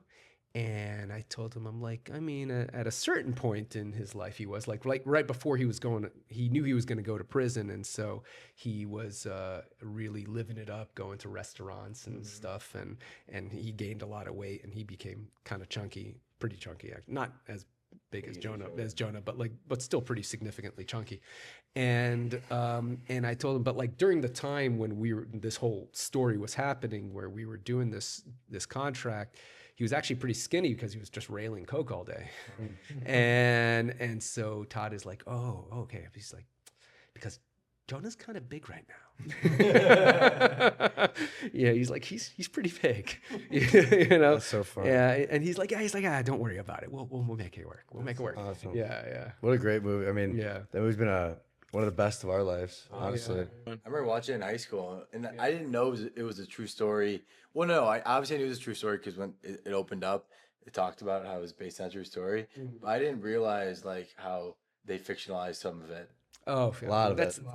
You know, that happens with every Hollywood movie that is based on a true story. And from what I've been told, that War Dogs is actually closer to the real story than most of those movies. If you look at like Catch Me If You Can, Wolf of Wall Street, and you actually look at the real story versus the movie, they have way more divergence than War Dogs did from the actual story. So even though War Dogs did have a bunch of fictionalized parts and some exaggerated, some cut, if I had to put a number on it, I would still say it's like 70% accurate. You know, it's like mostly true. Like the overall arc of the story is true, and a lot of the details are true as well. Like that scene where he was like, you know, pretending to be the contracting officer. They actually put a lot of real stuff in there. But you know, it's a Hollywood movie, and you got to appeal to the people in the theater, and it's got to be an hour and a half long, and it's got to, you know, follow the classic, you know, trajectory, the arc and stuff. So That's great. So you know, it's gonna happen with it. Real life, doesn't usually work like a movie, and so they have to make some adjustments. So I'm okay with it. I'm actually very happy with how it came out. I mean, it's like I think Miles Teller portrayed me very you know, as a nice guy, which is totally true. He portrayed me as having an amazing head of hair. Okay, that's a bit of Hollywood fiction, but you know, but I'll take it. So you know, not too many complaints. Like I wouldn't complain. Awesome. Well, David, Everything But Politics has become a show that captures the lives of the extraordinary. You embody that. Thank you, I man. thank I you for appreciate it. sitting down with us, inviting us into your Before we home. go, Rick, I want to circle back to The singular Beat sound. Buddy. Yeah, Beat Buddy. Oh, right. I never told you the story. We We sidetracked. Right, we both times. sidetracked. So a few sidetracks. So You said you were under house arrest. yes, I was under Started house singing your arrest. Right, that's right. So I was under house arrest, and I was playing a lot of guitar because you know I was bored, and I'd have a few friends, musician friends would come. It's not like COVID style house like lockdown, like where no one could visit you. Like people could visit you. So my friends would come over. My musician friends would bring their instruments. We'd jam. But of course, none of my drummer friends are going to bring their drum sets because it's a huge hall. It's a massive pain in the ass. And if I had a tiny little apartment, it would barely be any room there, and the neighbors would be pissed anyway. So I bought a drum machine, which for the people who don't know, it's like an electronic device with a bunch of buttons on it. Each one makes a different drum sound, and you can make a beat on it, and then it plays in a loop.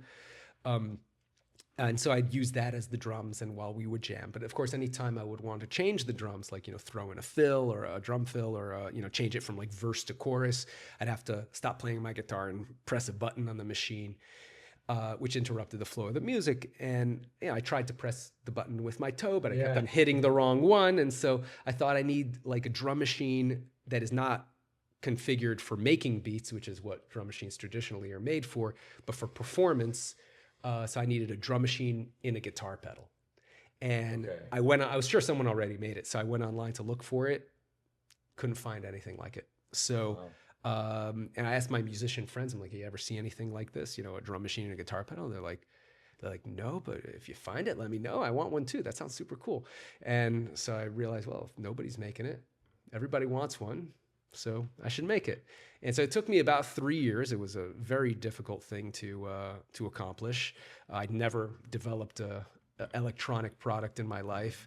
I knew how I kind of wanted it to look and how I wanted it to function. And so like I did a really rough sketch in like Microsoft Paint with like, you know, just basic shapes and arrows, you know, with descriptions and everything. And I Googled electronics engineering companies, and I sent them, you know, my design and got quotes from like 20 different companies. To make a long story short, you know, hired some bad guys who wasted a bunch of time and money, had to fire them, find new people, eventually found a good team and created the Beat Buddy. This is actually the Beat Buddy 2, which is our latest iteration of the product, and which is fancier and slicker. We just came out with this just a few months ago, and it's actually going really, really well. And so if you guys want, I could show you how it works. So here, I think hopefully this... It better be charged right yeah, now. this thing is charged enough. Unplug it. Can this hook up with, if you have like a guitar pedal board? Can I put this anywhere in the chain? So you generally want to keep the drums out of your guitar signal chain. You don't really want to mix it. Ideally, you just plug this directly into your PA system, and that'll sound the best. If you only have a single speaker or an amp or something, you could also plug, like it has a headphones out port. You could plug that into your aux in on your amp to kind of keep the signal separate. Because drums sound best in a full range speaker. A lot of electric guitar speakers, they have like a narrower frequency range to give it that tone. And so the You drums want to isolate it. Right, you want to isolate it because otherwise the drums will sound a little bit muffled. But if you have like an acoustic amp, like for an acoustic guitar or keyboard, those are full range amps, so you can just plug right in there, and that'll sound really good. But here, let me. Actually, I think I need the adapter to plug this speaker in. I think I left it in the other room. So just give me 1 second. I'll go grab it. All right, I'll be right back. Give me 1 second. All right, Dave, let's see what we got here. Well, I also brought the original Beat Oh, Buddy. right on. This is the Beat Buddy. This is the Beat Buddy 1. Beat So- Buddy too. Yeah, and that's the Beat Buddy 2. Yeah, Technology advancements. yeah, exactly. No doubt. Yeah, We're gonna hold them up. So Yeah. the camera can see them. there you go. Oh, it's a little dusty, but That looks more like your classic Boss pedal. exactly. And that's kind of what I designed it originally to be after. And then I realized if I made it just a tiny bit wider, I could get 2 buttons on it instead of this one pedal. Yeah. And that allows you to have a whole bunch of more capabilities. Show us how this thing works. So let me show you how it works. Let me plug it in. And here, 1 second. Let's turn it on. Battery 40%. Mobile device not found. Ready to connect. 40% will suffice. Yeah, that's fine. AUX audio. There we go. All right, that's it right now. Yeah, exactly. So here, I'll stop it. Sounds real. No mic on this. 1 second. Yeah, mic.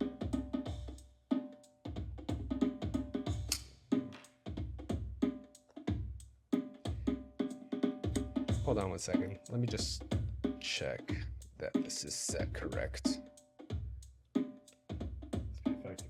Nice groove. The drum sounds all sampled Yeah. from real drums. It is, They yes. are? Yeah. You can tell. Yeah. Okay. This is supposed to. Okay, that's strange. I wonder if this is one of the defective units. I think this is. Yeah, because it's not Oh, yeah. Okay, yeah, this was the one that we had. Was a prototype from the factory. That's why it's not working. It had the buttons reversed. Okay. Yeah. Okay. All right. So now I know. Now I know what the issue is. I can show you how it works. All right. So the idea here is that you have Well, with the Beat Buddy 2, you have these two buttons and you have the labels over here of what the function is, right? So now this particular unit has the wires crossed because it was a prototype from the factory. So this one is actually for here, this one, and this is for this one. Got it. So to start it, you just press the intro button. It does a little intro, Oh wow. right? And then every time you want to just do a fill, you just tap the button and it throws in a fill. Now, if you want to go from part 1 to part 2, like the verse to the chorus, you just hold the button down. It does a transition. You let go, and you're in the other part. Little hi-hat. And Exactly. then how do you choose what drum sounds you want? I'll show you. Yeah, let me just show you a few other features. Great. Yeah, thank you. And this button, you can just do a pause and unpause, right? Wow. Yeah, and then to end it, you just double tap. And it does a little outro. Boom. Right?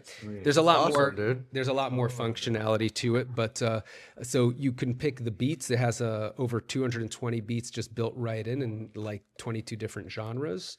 So you have everything from like blues, Brazilian, ballad, brushes, country, drum and funk, drum and bass funk. Exactly. Yeah, exactly. So this is the tempo, this is the volume, and the drum set. So you could change the drum set. So for example, here. Let me show you. So we're going to do the same beat that you hear. That's like a percussion sound. Yeah. I could change the drum set. So I have like as 10. This one comes with 13 drum sets built in. So let's do like a metal drum set. Oh, that's cool. Wow. So it's got that like kind of like 80s metal sound. Yeah. Or here we could do. This is like an electronic. Wow. Yeah, here this. Can you change the tempo while you're playing? Oh yeah. So And you could also have an expression pedal connected here, and so you could do it live with your foot. Like you speed up, slow down, slow down. tempo? Exactly for Yeah. the tempo. Yeah. so for Yeah. Here, I'll just show you one more drum set because I think it's cool. Where is it? Oh, I have a lot of drum sets on this one. Can you download more and more? Yes, like exactly, From yes. anywhere or from So from yeah, this is a human vocal, like a beatboxer. You hear the puh. So do all the drum sounds come from singular sound or So it comes with so the Beat Buddy 2. That's fucking cool. Yeah, thank you. I appreciate it. I just scratched the surface as far as the functionalities go, but that's the basic functionality. You also have you could connect this to it, which gives you additional functionalities. You can like do accent hits like cymbal crashes to add additional flavors. customizable? Yeah, very customizable. Yeah. You could program all these buttons to do any of a whole bunch of different commands if you would like to play in a different way. We also have something called the super switch, which is like 6-button foot switch. You can program each of those buttons, so you have a lot of different capabilities. But as far as the content goes, as far as the beats and the drum sets, it comes with 13 drum sets built in. 220 songs in 22 different genres, 10 songs each. And what I mean by song is it's just beats, right? It's not like anything other than beats, but it's like a verse and a chorus section, each with the fills and everything. And it also comes with free software that you could put your own beats on. You could create your own beats. It has a MIDI editor. You could also download any MIDI file. Drum sounds. Exactly. And put them in here. So you can make your own drum. So there's two components to it. There's the beats and then there's the drum sets, right? The beats are the beats, right? The drum sets are the sounds that the beats are triggering. That's how MIDI works, right? The MIDI is kind of like the musical notes, and the drum sets are the samples that you actually hear that those notes are triggering. So, that's how I could play the same beat on different drum sets, I see. right? Because it's just Yeah. triggering different sound banks. So you can make your own beats with our software. You could also import beats from other software, other beat making software. It's all standard MIDI type beats. And you could also create your own drum sets as well. So the drum sets use standard wave files for the samples. So you could just import a whole bunch of wave samples and arrange it into a drum set and put it on the Beat Buddy. Wow. And we also sell our own stuff. So we also have a forum Singular Sound forum where people who use the Beat Buddy upload stuff that they've made, and you could download hundreds of stuff for free. Wow. Quality varies a little. Yeah. Some is great, some is not so great. But we also have professionally made stuff that we sell as well. And for someone interested in purchasing a Beat Buddy, Yeah. where could they find one? SingularSound.com. Beautiful. Yes, right there. What does that cost? Well, and we'll have the link in our description. Yes, exactly. Singular Sound. We prefer you buy it directly from us Yeah. because we make more money Yeah, that we'll way. have the link. And also we can take care of you better that way. than, Absolutely. with Amazon, it's a fucking nightmare because they don't give us any of the customer information. a But what does it beautiful piece cost? of Good equipment. question. So this version costs $379, and this is $499. Cool. Awesome. Yeah. Seems And well this worth is, This it. is $49. Well, I'm happy Yeah. Ethan interrupted me as I was concluding because the extraordinary just got more extraordinary Yeah. No with this doubt. contraption. I've never seen anything like this. Thank you. This is very unique. But man, David, thank you so much for joining us, brother. Oh, I do have one last thing to shout out. Please tell Let's hear us. it. Another product I created with my brother, which is completely unrelated to anything, is called InstaFloss, Okay. which is a device. It's like a water pick on steroids. So the water pick is it uses a water jet Yeah. to clean between your teeth. Yeah. This is a device that uses 12 water jets. You just bite into it and slide it along your teeth, and it cleans all your teeth in 10 seconds. InstaFloss. You guys, Instafloss.com. awesome. you guys invented that too? Yes. Is- Instafloss.com. We'll put that in the description Like as well. Instagram, but flossing. So We'll see Awesome. the Yeah. camera. David, thank you, bro. my pleasure. Really, really exciting. That's to do amazing, this. dude. Yeah, thank you, man. Appreciate it. Thanks for you. inviting us in here. We appreciate yes, it. of For course. those listening, outside of your products, where else could they find you and keep up with your work? I'm probably on most active on Instagram. David Packouz, Packouz. That's how you spell it. Just David Packouz on all social media. Well, David, it's an honor to Yeah. feature you to everything but politics. Thank you. My pleasure. Thanks a lot. And so we didn't much. even talk about politics. No. All right, guys. Thanks, See you next Anthony. Monday. Thank you. All right.